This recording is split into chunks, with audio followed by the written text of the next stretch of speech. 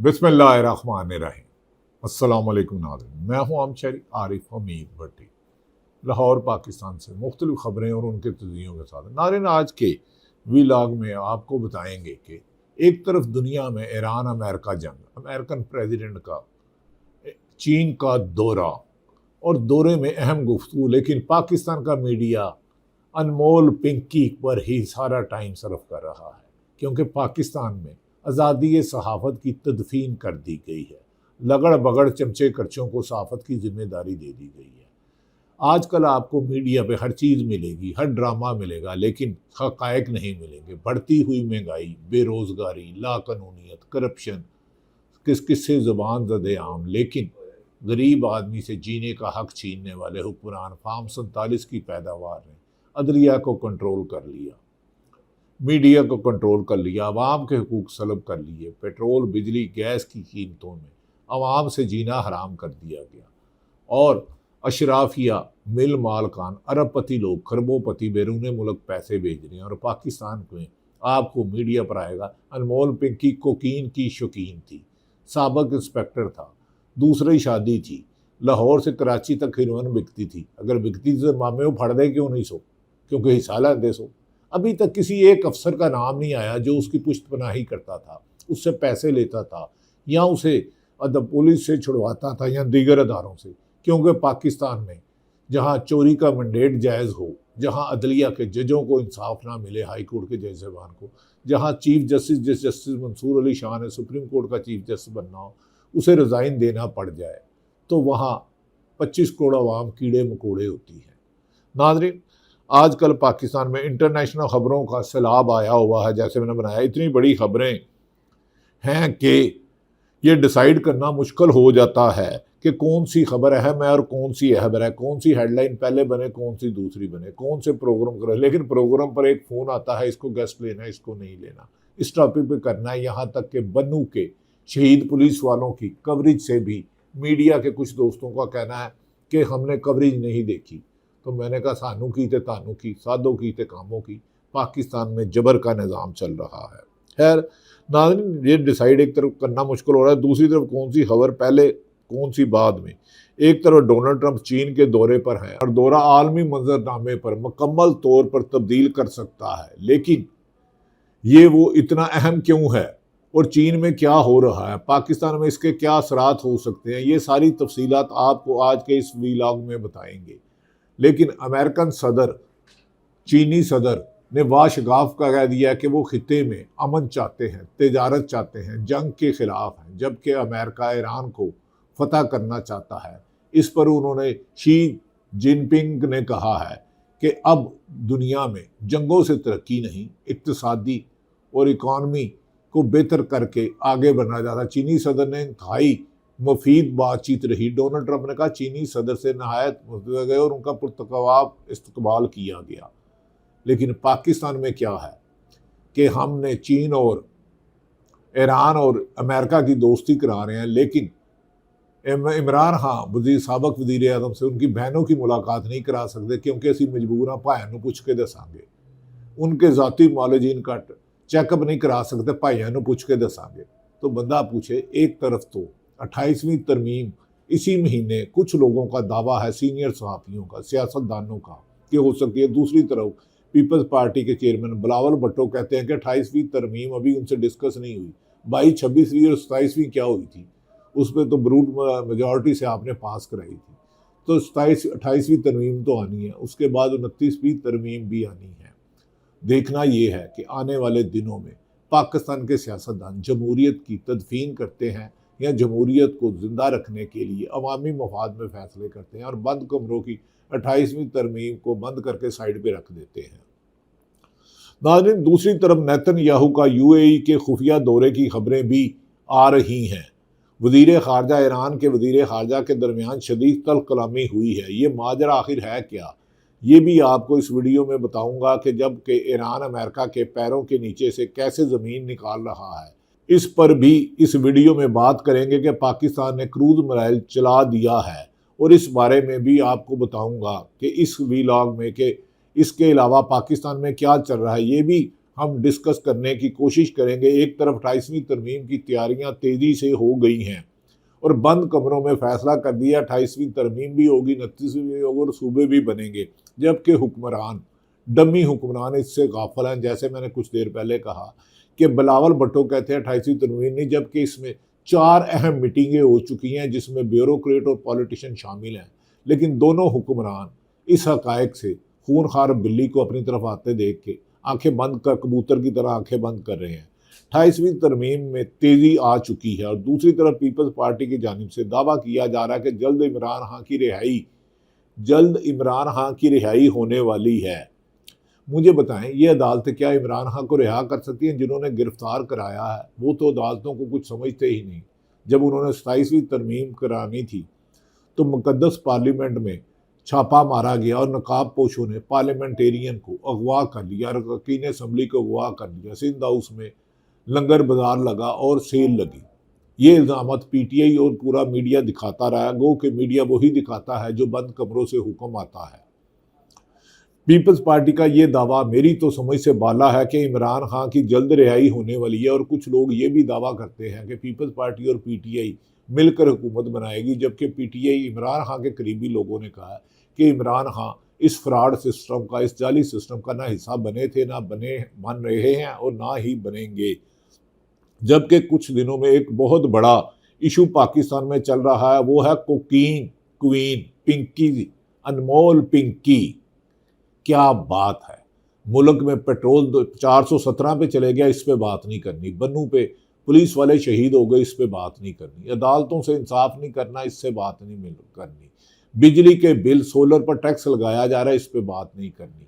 महंगाई, बेरोजगारी और घरों में छापे मारा जा रहा है, गिरफ्तारियों पे नहीं करनी। जमहूरियत के लिए जदोजहद करने वालों की आवाज़ दबानी है, अदालतों की आवाज़ दबानी है, मीडिया की आवाज़ दबानी है, लेकिन पिंकी अनमोल को कवरेज देनी है। नाज़रीन, कोकीन क्वीन पिंकी ने, आखिर ये पिंकी है कौन? इसकी गिरफ्तारी के पीछे असल मकसद लगता क्या है? ये तो एक क्वेश्चन मार्क है कि अचानक सारा मीडिया पे पिंकी पिंकी अनमोल पिंकी, आहिस्ते हो गई अनमोल पिंकी, जबकि मुल्क में इतने मसाइल हैं कि 90% लोग भूख से पेट की आग नहीं भर पा रहे। अब पिंकी की असल गिरफ्तारी के पीछे क्या है? कुछ लोग पिंकी का ताल्लुक सियासी 2-3 सियासी जमातों से जोड़े हैं, कुछ ब्यूरोक्रेट से जोड़े हैं, कोई आला अफसरान से जोड़े हैं और पीटीआई से कुछ लोग जोड़े हैं, कुछ पीपल्स पार्टी से जोड़े हैं कि जब भी तरमीम आनी होती है सिंध में करप्शन के केस खुल जाते हैं और पंजाब में तो करप्शन वैसे ही लीगल है, अरबों रुपए की कमीशन जायज़ है। नाज़रीन, इन दावों में कितनी हकीकत है? कुछ पिंकी की गिरफ्तारी जरदारी साहब के लिए ख़तरा बता रहे हैं और कुछ इसको सबको 28वीं तरमीम से जोड़ा जा रहा है कि मुल्क में असल बेसिक इशूओं पे बात ना हो, महंगाई पे बात ना हो, बेरोज़गारी पे ना हो, माशी नाकामियों पे ना हो, सियासी अदम इस्तेकाम पे ना हो। मुल्क 80 अरब डॉलर से ज़्यादा मकरूज हो चुका है, इस पर बात ना हो, इसलिए गैर ज़रूरी ख़बरों को टीवी पर कवरेज कर दिया जा रहा है और जिनकी आवाम सुनना चाहती है मुल्क में इंसाफ की फरामी, उस पर पाबंदियाँ लगा दी जाती हैं और एक फ़ोन कॉल पर हक़ाइक़ को मसक कर दिया जाता है। कुछ लोग इसे सियासतदानों से जोड़ दें और कुछ लोग अनमोल पिंकी की गिरफ्तारी 28वीं तरमीम से देख रहे हैं। 28वीं तरमीम तो हो तो रही है, इसमें दो राय है कोई नहीं है। NFC अवार्ड लिया जाएगा और फेडरल को मजबूत किया जाएगा और सूबों से इख्तियार लिया जाएगा। ये वही है 28वीं तरमीम है जिसमें 18वीं तरमीम जो पीपल्स पार्टी क्रेडिट लेती है उसका बलिया मेट किया जाएगा। इन सारे टॉपिक्स पर बात करने से पहले हम सब से गुजारिश है कि अपना फीडबैक कमेंट सेक्शन में ज़रूर दीजिएगा। आपके फीडबैक से हमें पता चलता है आपका किन खबरों में दिलचस्पी है। गो कि पाकिस्तान में सहाफ़त की तदफीन हो चुकी है, आज़ादी सहाफ़त महज एक ख्वाब है। पाकिस्तान में आज़ादी सहाफ़त पर कदगन है, ये एक तल्ख़ हकीकत है।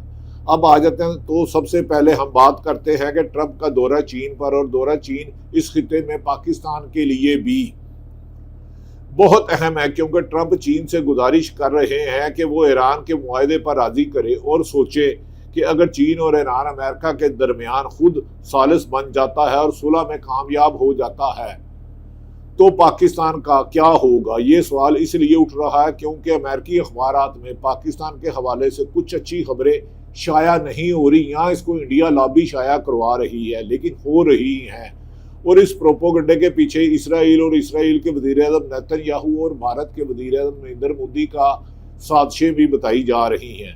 नेतन्याहू के ऑफिस से जारी होने वाले एक बयान में यहाँ तक दावा किया गया था कि उन्होंने नेतन्याहू ने ईरान के साथ जंग के दौरान खुफिया तौर पर मुत्तहदा अरब इमारात यानी कि यूएई का दौरा किया और वहाँ के सदर से मुलाकात की। नेतन्याहू के ऑफिस से जारी करदा बयान में मजीद दावा किया गया है कि इसराइल वज़ीर आज़म और अमाराती सदर मोहम्मद बिन ज़ायद के दरमियान होने वाली इस मुलाकात से एक तरीही पेशरफ्त हासिल हुई है। ताहम सोशल मीडिया साइट एक्स के ऑफिशियल हैंडल से ये बयान जारी होने के कुछ ही देर बाद मुत्तहदा अरब इमारात के वजारत खारजा ने दावों की तरदीद करते हुए इन्हें बिल्कुल बेबुनियाद झूठ करार दिया और बैरूनी प्रोपेगेंडा करार दिया है और इस बात पर जोर दिया कि दोनों ममालिक इसराइल मुत्तहदा अरब इमारात के दरमियान ताल्लुकात किसी गैर सरकारी या गैर शफाफ इंतजाम पर मुबनी नहीं हैं।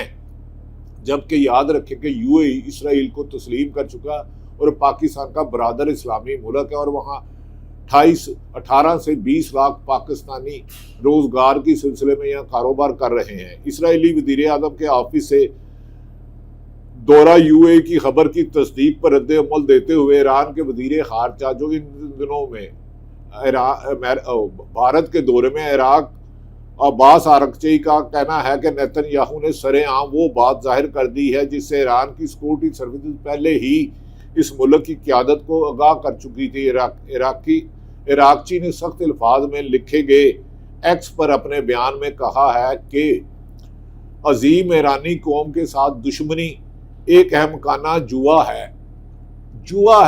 खेलने के मुतरादिफ है और इसी रास्ते पर इसराइल के साथ ताउन और गठजोड़ नाकाबिले माफी है। इनके अपने बयान में मजीद कहना था कि जो अनासर इसराइल के साथ मिलकर तफरका फैलाने की कोशिश कर रहे हैं इन्हें जवाब देना होना जरूरी होगा। इसका इंजाम पूरी दुनिया देखेगी क्योंकि ईरान अपनी मुकद्दस सरजमीन बहरा हुर्मुज समेत हर चीज़ की हिफाजत के लिए हर कुर्बानी के लिए तैयार है और इसमें उन्होंने हज़ारों कुर्बानियाँ दी हैं। ईरान की सुपरमेशी के लिए ईरान पर लगे जो अपीचमेंट पाबंदियाँ उन्हें उठाया जाए। दूसरी जानिब ईरान के वज़ीर अब्बास अरकची ने नई दिल्ली में जारी बर्क्स वज़ीर खारजा के इजलास के दौरान मुत्तहदा इमारात पर सख्त तनकीद करते हुए ईरान के खिलाफ फौजी कार्रवाइयों में बराह रास्त मुलव्वस होने का मुबैना इल्ज़ाम भी आयद किया है। ईरानी खबर अदारे महर न्यूज़ के मुताबिक ईरान के वज़ीर खारजा अब्बास अरकची ने जुमेरात के इजलास के पहले रोज़ मुत्तहदा अरब इमारात के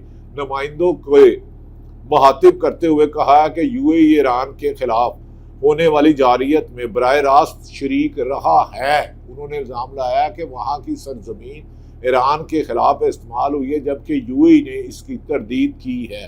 अब्बास अरकची ने कहा है कि मैंने अपने बयान में मुत्तहदा अरब इमारात के नाम नहीं लिया लेकिन हकीकत ये है कि यूएई मेरे मुल्क के खिलाफ जारियत में बराह रास्त मुलव्वस था।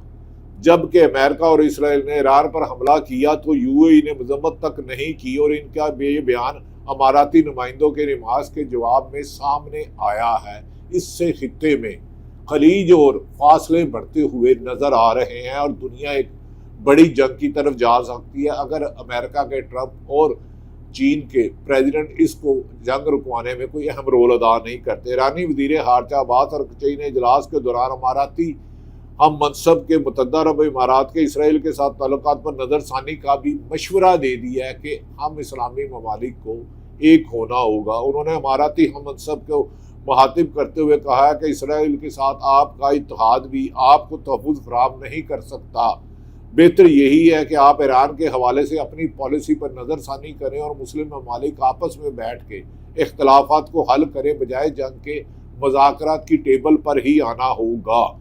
ईरानी वज़ीर खारजा ने मौक़िफ़ अख्तियार किया है कि इसराइल के साथ ताल्लुकात खित्ते में मज़ीद अदम इस्तेहकाम और कशीदगी में इजाफे और नुकसानात की वजह बन सकता है। दूसरी तरफ नाज़रीन पाकिस्तान ने मकामी तौर पर तैयार करदा 4 फतह ग्राउंड लॉन्चड क्रूज मिसाइल का कामयाब तरबीती मुजाहरा किया है जिससे भारत में परेशानी की लहर दौड़ रही है।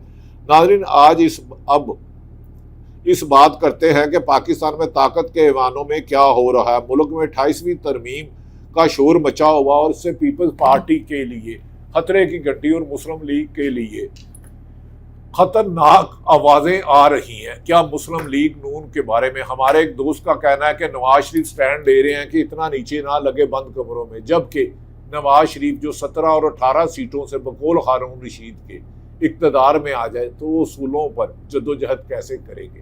तमाम हालात व वाक़यात वाले अगले वीलॉग में बताएंगे कि 28वीं तरमीम में मौजूदा पीपल्स पार्टी और नून लीग हाथ मलते रह जाएगी और सारे इख्तियारात साहब बहादुर ले जाएंगे। साहब बहादुर कौन है, अपने कमेंट सेक्शन में इसकी राय ज़रूर दीजिएगा। तमाम हालातों वाक़यात आपके सामने रखे। ईरान अमेरिका जंग का खात्मा ही दुनिया में अमन की उम्मीद और किरण दिखाई दे रहा है। देखना यह है कि आने वाले दिनों में डोनाल्ड ट्रंप दुनिया के मफाद में अमन का मुआहदा करते हैं या ईरान पर धमकियों देने के साथ साथ इसराइल के साथ मिलकर हमला भी करते हैं। अल्लाह ताला पाकिस्तान का हामी और नासिर हो। पाकिस्तान जिंदाबाद।